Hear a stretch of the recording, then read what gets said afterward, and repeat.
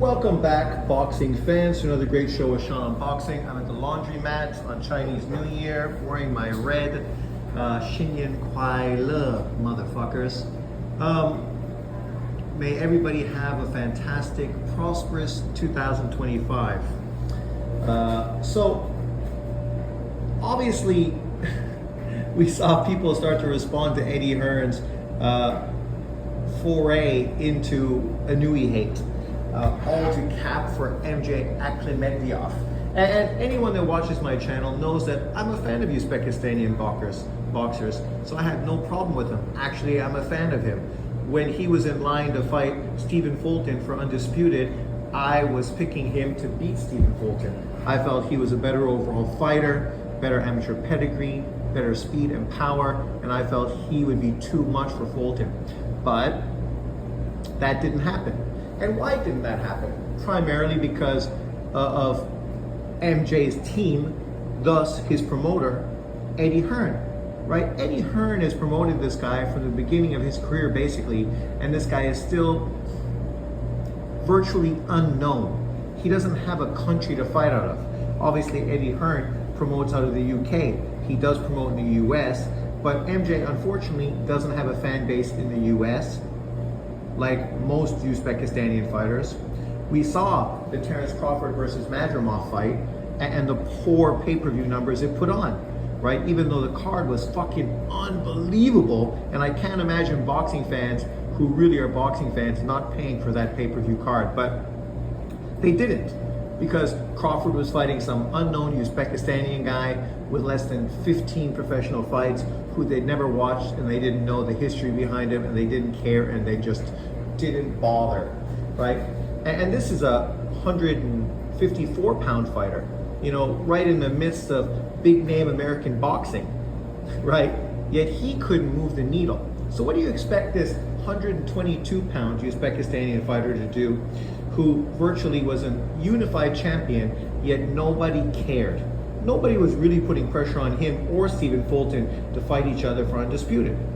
Not until Inoue jumped up, who was a name, did have a fan base, and was becoming very popular globally, that people all of a sudden were excited about the possibility of an Undisputed champion at 122. Prior to him, there was no pressure from these American YouTube channels to make that fight. Very few, if any, were pushing for MJ to fight Stephen Fulton and vice versa, right? Most of them didn't really watch their fights. Most of them, who are big supporters of American boxers, weren't even really fans of Stephen Fulton. So now MJ's promoter is all over Inoue, and we know why he's all over Inoue. It's the same reason people from 130 to 140 pounds all call out Tank Davis, because potentially that's the biggest money fight in and around that weight division. It's the same reason people from 154 pounds, 147 pounds up to heavyweight call out Canelo Alvarez, because he is the biggest money fight for any of those fighters. When we're talking about those smaller weight divisions, even though you have some real great fighters like Bam Rodriguez, an American fighter, or Junto Nakatani, the next coming from Japan, right? You know, of course, Roman Gonzalez, who's, you know, on his way out, older, and you know, soon to be retired from the sport, and many others, you know, Ken Shiro as well. You know, these fighters just don't have the name recognition that Inoue has. Name recognition is something that helps you sell, helps you promote, and helps you make big fights. That's why Turki Ali Sheikh just signed a big deal to get connected to Inoue. Even though Inoue at this point, he doesn't need to fight outside of Japan. He's making huge cash in Japan, right? Filling out arenas, right? Getting tons of attention.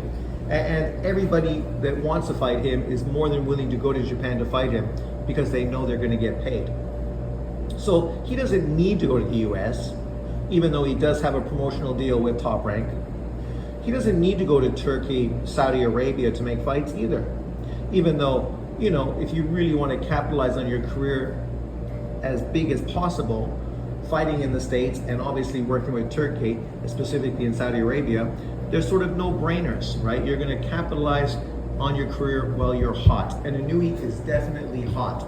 Right now, the three top fighters in boxing, pound for pound wise, are Usyk, Crawford, and Inoue. Put them in whatever order you want, it does not matter, but everybody knows these are the three elite fighters. Under them, you got Canelo, Bivol, Beterbiev, Bam, Tank Davis, Shakur, Junto, Devin Haney, right? Lomachenko, who are all underneath that echelon. And, you know, props to all of them. They're all elite. That's why we're talking about them as pound for pound quality fighters. For Inoue, obviously people are asking him to do unbelievable things, jumping up to 135 pounds to fight Tank Davis. You know, people want him to go to 126 and fight their favorite fighter so he can get a payday and potentially become recognized off of Inoue, right? And so this is no different than any elite top fighter. So I understand what Eddie Hearn is doing. He's pushing his fighter because literally this is the only direction he can push him, right? There's no other big fight for MJ. MJ is never going to go to 126 to take on those fighters because he's too small. So the best he can do is hope to get a huge Inoue fight while Inoue is still in his weight division. So of course, that's what Eddie Hearn is doing, capping hard for his fighter. But let's put this into historical context. MJ was a champion, a unified champion, meaning that when Inoue jumped up to 122 pounds and fought Stephen Fulton, if MJ would have taken care of business, he would have been the next fight in line for Inoue to accomplish what he wanted to do, which was become undisputed.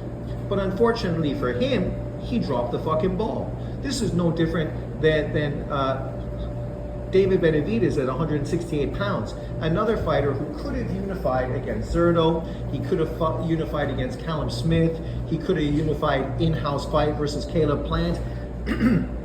There were a lot of big unification fights for David Benavidez on the table, and yet he ducked every single one of those.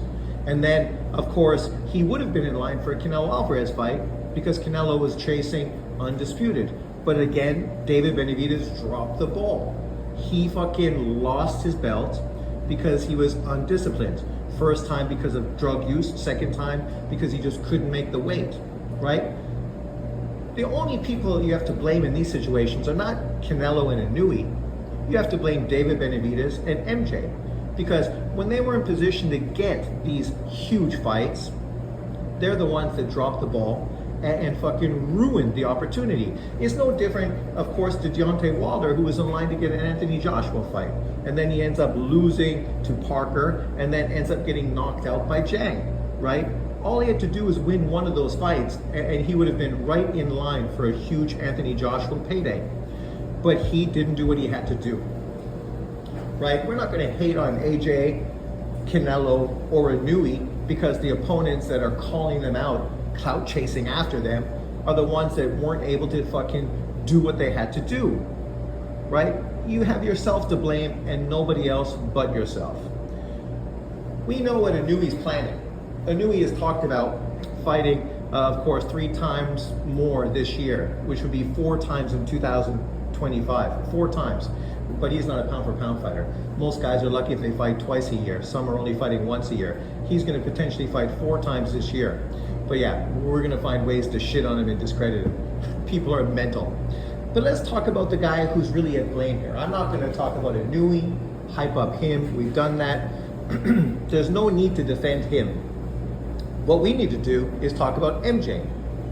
I talked about this previously, and I said if MJ really wanted these big fights, he would take some responsibility for his own career and the fact that he, unfortunately, is the one to blame for where he is right now. Fighting mediocre opponents on other fucking fighters' cards, not headlining events because he has no fan base. His style hasn't been very exciting of recently, and he just hasn't really improved or become better as he became a pro, right? Whatever the reason may be, injuries, inactivity, I don't care, it's irrelevant. if you were an MJ Akhmedov who really wanted to prove yourself at 122 pounds, and we know this because we've talked about other fighters doing this before, what he should be trying to do is fucking get revenge for the Marlon Tapales fight. Yeah, that's what he should be doing. He should get Eddie Hearn to fucking call Marlon Tapales, who would be super stoked about the opportunity to rematch the guy he already beat to become a unified champion. Because Marlon Tapales, since he got beat by Inoue, isn't getting anybody fucking chasing after him. Nobody's knocking down his doors to make big fights because he's too dangerous and doesn't have the name recognition behind him to really make that fight worthwhile. But for MJ, this is a guy who's got something to prove, right? Your promoter is capping, acting like you're this great fighter, that guys like Goodman and Picasso somehow are underrating to you. But yet neither Goodman or Picasso have losses. They're also both mandatory opponents, just like you. The difference is they never got beat. You did. And you still haven't revenged your loss. How come Eddie Hearn doesn't fucking put MJ versus Marlon Tapales 2, the revenge, on one of these Saudi Arabian cards, right? Giving his fighter, of course, a nice payday and an opportunity to really build up a potential fight between him and Inoue later on in 2025. We know why, because they don't want to take a risk with Marlon Tapales. They don't want to get beat by a dangerous opponent. They'd rather do what guys like, David Benavidez and others have done.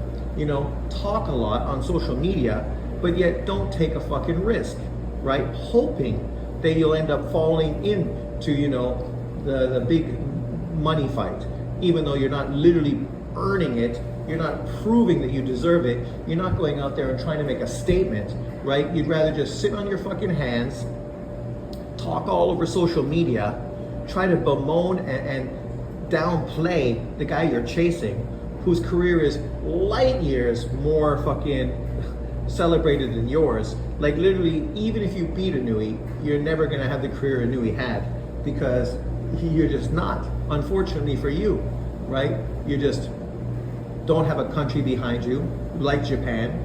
You're not as exciting as Inoue, and you're just not the kind of fighter that crosses over like Inoue is, right? But ask yourself the question, why? Why isn't Eddie Hearn and MJ pushing for a Marlon Tapales revenge fight? Doesn't he want to redeem his only loss of his career by beating Marlon Tapales? Now they will make excuses saying, oh, I was coming off of an injury. Oh, I still should have won the fight. The scorecards weren't good. I was robbed. I mean, you're sounding a lot like fucking Tyson Fury. But the difference is Tyson Fury actually tried to revenge his Usyk loss by jumping in there and fighting Usyk a second time. When is MJ going to show the same fucking cojones as guys like Fury and AJ, who, coming off of losses, challenge themselves by getting back in there with the guy that beat them to try to redeem themselves? Go beat Marlon Tapales. You need to fight this year anyway. You're just going to fucking sit there and hope the WBA gives you a fucking belt, even though you're not fighting and you're not beating anyone? Oh, that's going to make you legitimate. No, you're going to be like William Skull for Canelo. Nobody thinks William Skull deserved the IBF fucking title because he never beat anyone. And nobody even gives a shit about him. Now the speculation of Canelo fighting William Skull for undisputed in a unification fight, nobody's excited about that. And this is the same with MJ.